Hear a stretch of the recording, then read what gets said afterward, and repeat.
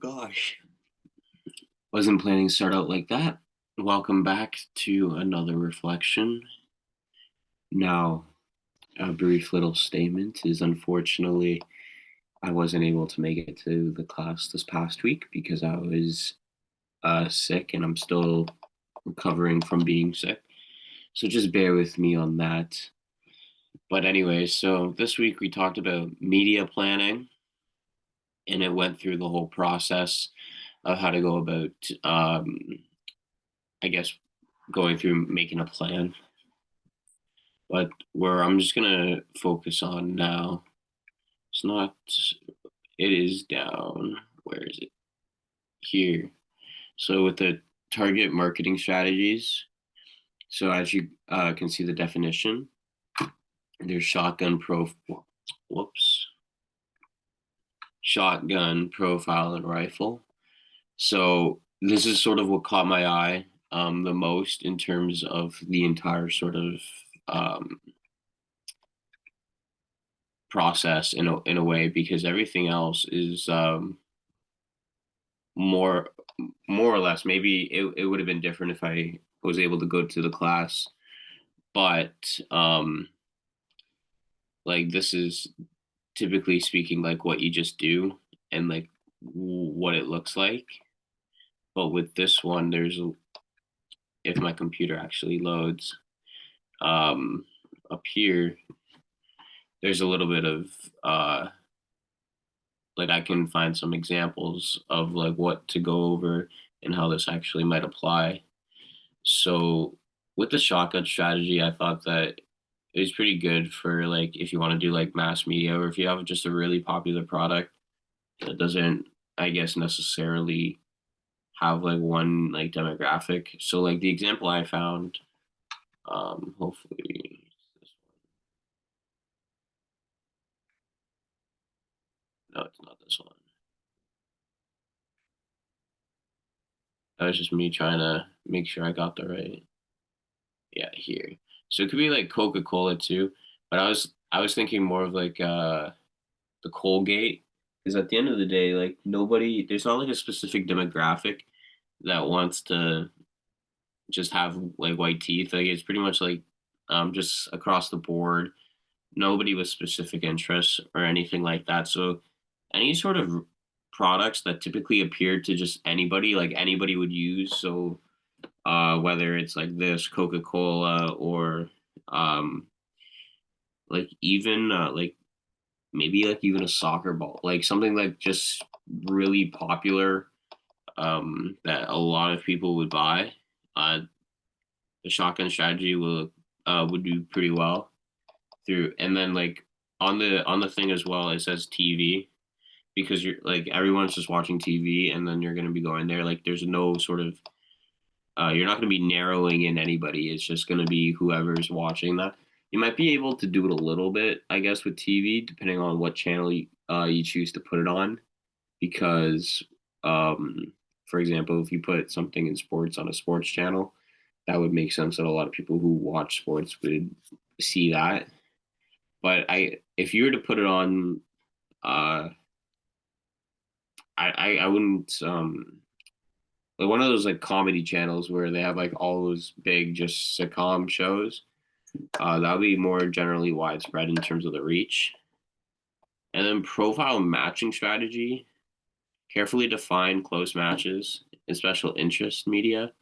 Um, from sort of my understanding, I I didn't necessarily find a strategy per se, but I found like I thought of products that could work for it.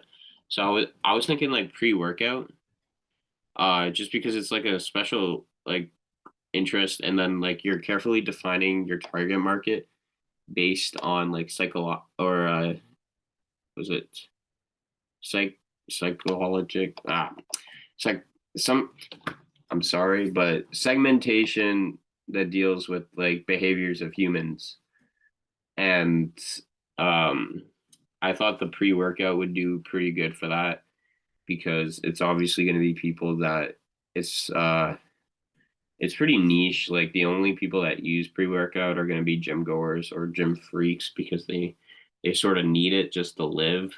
Um, and I thought like this would be pretty like you almost have to find somebody specifically for that, and then special interest media, and then I because it's like a pretty niche interest. That's what, from my understanding, I thought pre-workout could do really well with that.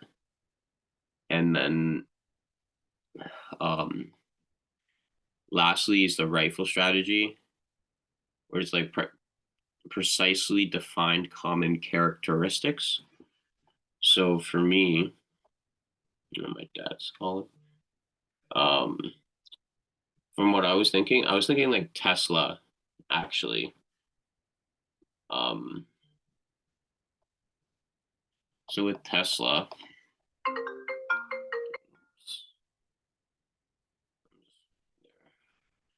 I was just thinking it was a precisely defined because they have a lot of like direct sales with customers. And when it comes to like direct selling, you really got to know exactly who you're selling to and the types of customers. And a lot of them end up having some pretty common characteristics.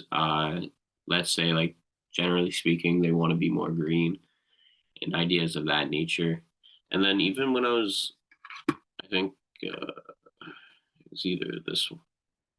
Yeah, it's like clearly defined audience effectively, efficiently through clear and defined promotional strategies. I like to me the first thing I ever like I was trying to think of was how like just direct and everything is in Tesla when it comes to who they target, because they don't even have I don't even think they have too many like dealerships. I think they might have like one or two, but most of this like they do you have to order it and then go like and then it'll be made for you. It's not like you can go to a Tesla dealership and then uh that was my understanding of that.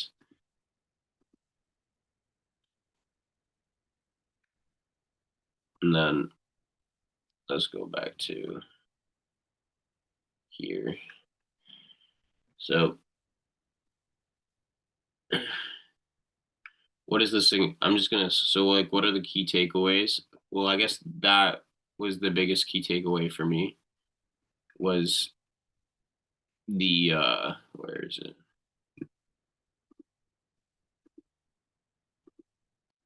The target marketing matching strategies. Because it would work out to if you can figure out where and who to target, just to make sure that your reach is going to be most effective as possible. And then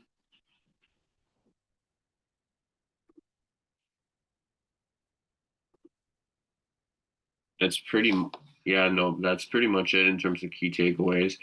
Yeah, no, as I was reading everything, I'm just trying to make sure that I didn't miss anything.